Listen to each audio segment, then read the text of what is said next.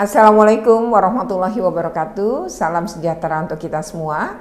Dalam video kali ini saya akan membahas tentang kasus 3 anak ya yang diduga diperkosa atau mengalami kekerasan seksual dari ayahnya sendiri.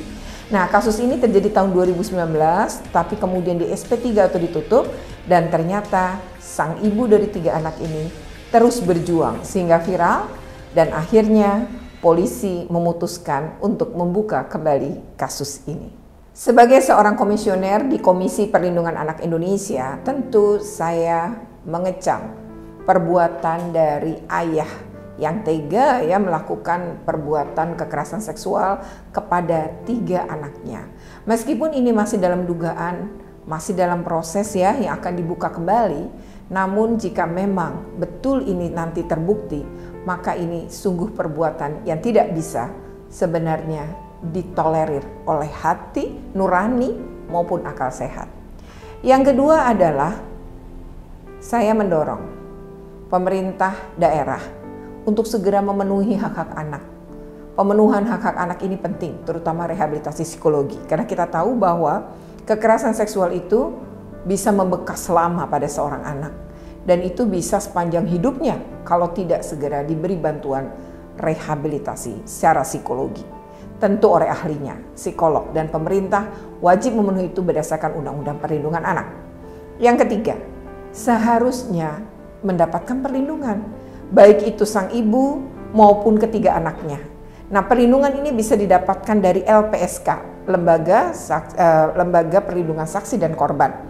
LPSK ini bahkan juga bisa memenuhi misalnya rehabilitasi tadi.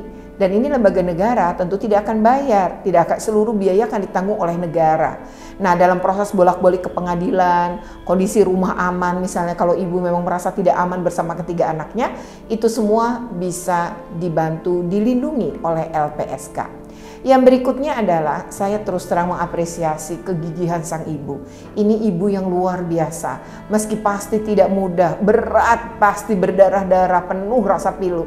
Namun dia terus berjuang. Dia nyetir sendiri 12 jam bersama 3 anaknya untuk mencapai Makassar. Dan akhirnya mendapatkan bantuan hukum dari LBH setempat. Yang berikutnya lagi adalah memang nanti anak-anak ini akan melihat bagaimana perjuangan sang ibu. Berikutnya adalah memang saya mendorong ini kasus untuk dibuka kembali. Polisi sudah memberi sinyal untuk itu, dan sebaiknya untuk menghindari fitnah, terus menghindari cyber nih ya, karena nampaknya mulai ada serangan cyber nih kepada Multatuli yang mengangkat kasus ini. Maka sebaiknya tidak lagi ditangani oleh Polres Luwu Timur, tapi sebaiknya oleh Polda Sulawesi Selatan. Dan proses harus transparan. Dengan ini maka publik kemungkinan akan mempercayai proses yang akan dilakukan. Nah, kumpulkan bukti-bukti baru. Memang waktu bisa menghilangkan setidaknya luka-luka secara fisik.